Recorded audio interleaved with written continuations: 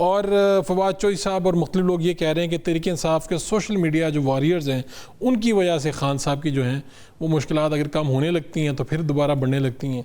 Barrister साहब को कहीं से बुलावा आया या इसकी कोई बात सुनाई दी है, ये अफवाहें हैं या हकीकत क्या है? दुरानी साहब हमारे साथ मौजूद है। मोहम्मद अली दुरानी साहब, बहुत शुक्रिया आपका। पहले तो आप कोई एक हफ़्ता कबल यहाँ बैठे थे, कुछ दानिश्वर, कुछ साबिक तहरीक इंसाफ के रहनुमा और ये मेंबर नेशनल डायलॉग कमेटी जो थे ये भी बैठे थे, तो निकला क्या है नतीजा? आप लोगों ने क्या निकाला है? ये बात कहाँ जाके थमेगी, कैसे रुकेगी? खान साहब बाहर आएंगे, नहीं आएंगे, ये ज़रा आज बता दें। बिस्मिल्लाहिर्रहमानिर्रहीम।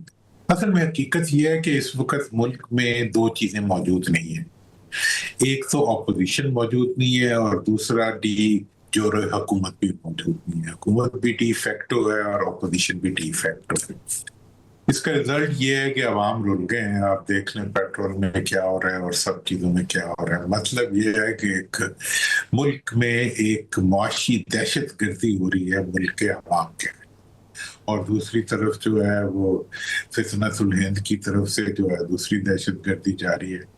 तो इसलिए जब हम यहाँ बैठे थे लाहौर में तो उसमें यही फैसला किया था कि अपोजिशन तो इस वक्त या अवाम में है और या जेलों में है। तो लिहाजा अवाम में मौजूद अपोजिशन और वो अपोजिशन के अफराद जो वाकई हुकूमत को डी फैक्टो समझते हों और इसके मुकाबले में आवाम के इश्यूज को रेज करना चाहते हो, क्योंकि अपोजिशन तो पार्लियामेंट में भी कोई आवाज नहीं उठा रही जो इस वक्त है।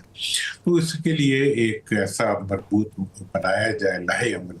तो उसका पहला प्रोग्राम लाहौर में हुआ, अगला इंशाल्लाह इस्लामाबाद में होगा, और फिर ये चीज जो है ये एक मोमेंटम अख्तियार करती जाएगी इसमें कि पब्लिक इश्यूज के ऊपर एक पॉलिटिकल वे में अवेयरनेस पैदा की जाएगी। नहीं, और इस सॉरी मैं आपको काट रहा हूँ, लेकिन ये कैसे होगा? आप ठीक है इश्यूज़ पे तो आप बात कर लेंगे, भाई आप कह रहे हैं पेट्रोलियम मसनूआत पे बात करेंगे फलां, तहरीक इंसाफ वाले जो आपके साथ दोस्त बैठे होंगे उनको ऑन करने के लिए तैयार नहीं है। वो जैसे ही वो इनको चले हुए कारतूस कहते हैं, वो इनको वहाँ बाहर बैठ के भी लताड़े हैं जो तहरीक इंसाफ के लोग हैं।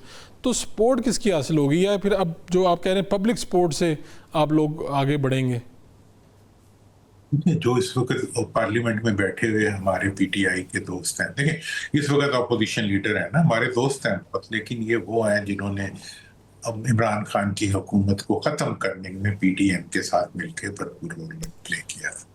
इनकी अपॉइंटमेंट मियां नवाज शरीफ साहब ने भरपूर किरदार अदा की और वो सब जाहिर भी है। तो अब और उसके बाद जब से अपोजिशन लीडर बने हैं और अपोजिशन इनेक्ट है, आप मुझे बताएं पार्लियामेंट में अपोजिशन का कौन सा रोल प्ले किया गया? अभी बजट पे तकरीर की थी उन्होंने, बजट पे तकरीर की थी। हाँ, बजट पे तकरीर की होगी उन्होंने यकीनन ना, और वो हमें भी सुनाई नहीं थी, इतनी जोर से की। तो अब इस सारी सिचुएशन में क्या इस तरीके से अपोजिशन चलती है? मतलब यह है कि इमरान खान की कहीं तो रिहाई की तहरीक चल रही थी, अब मुलाकात की तहरीक चल रही है, दूसरे थोड़े दिनों बाद पता नहीं कोई और क्या तहरीक। लिहाजा ये जो कुछ इस वक्त हो रहा है इसमें एक चीज क्लियर है कि हुकूमत जो है जो चाह रही है वही हो रहा है, और हुकूमत नहीं चाहती कि अपोजिशन से बातचीत करे, हुकूमत नहीं चाहती कि वो हकीकी अपोजिशन को अकोमोडेट करे। लिहाजा ये जो एक्टिविटी जब आगे बढ़ेगी तो इसके नतीजे में यकीनन एक दबाव भी आएगा हुकूमत के ऊपर, और हमारा मुतालबा बड़ा सिंपल है और वो ये है कि जी नेशनल गवर्नमेंट फॉर्म की जाए और मौजूदा हुकूमत जो है वो रिजाइन करे, ताकि आइन के मुताबिक जो है एक पूरी हुकूमत फॉर्म हो।